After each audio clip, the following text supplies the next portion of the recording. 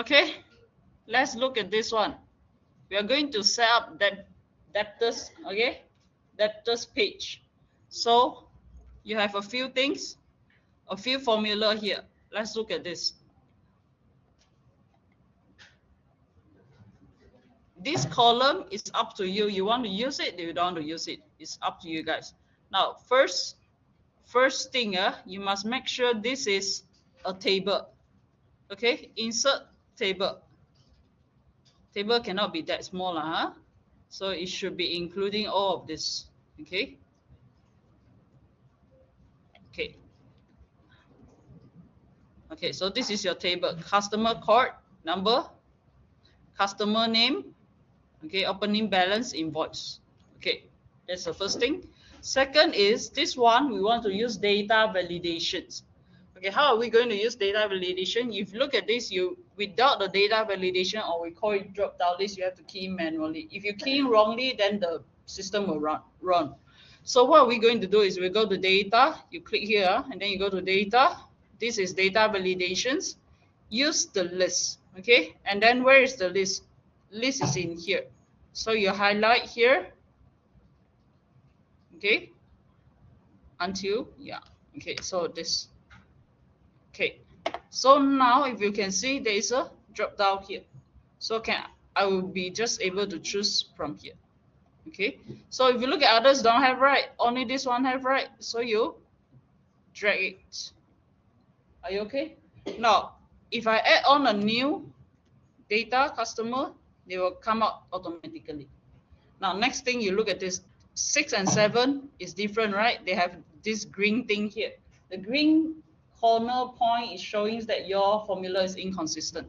Why inconsistent? Because in your list, you only have until 5. And this one is 6 just now. So they tell you this one's something wrong. Okay, so that's the first thing. You have to do it as table, and then you have to have drop down list. The second thing is here, I don't want you to key in because you might have error. So we choose from our list. So what are we going to do is, with this code, we have their name. Once you give me the correct code, I will give you the name. So what can we do? Use formula as lookup. Now, if your computer Excel version is an old version, you cannot use this function. Okay, so let's look at this. Let's look up. The first column is lookup value. What is the value that you're looking for? Is this one. This is the first column. Second column is what is the value that you want, where you want to look for it, where. Okay, the where is here. I want to look for that value from this side. Okay, then the third column is what is the thing you want me to let you know. I want to know the name, so I highlight here. Okay, so this is the name. Okay, so here if you look at this, this is automatically. This one I key in, you can see from the column here. This one is automatically, that's why it's a formula. So now I drop it.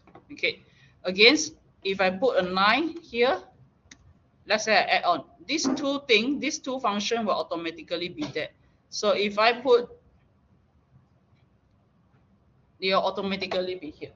Now, if you look at this one, just now we said this is an error, right? Because we don't have 7, right? So from here, you can see there's an error. Are you okay? Now, opening balance, you have to key in on your own. And the total here, it will be equals to sum total. So you have to put sum and highlight this area. Now, so if you look at the formula, it will be equal to sum, table 2, this is table 2, and opening balance column. Now, if let's say this is number 10 now, okay, and I have a customer and I put 9,000 here, then they'll put 9, they'll automatically add on. If I have anytime new customer and here the balance add on, they'll automatically add on. I no need to add on manually. They will update as per the table. Are you guys okay or not? So this is what you need to do now for this debtors and creditors. Debtors and creditors, you should have same setup. Okay, same setup. Can you do it now?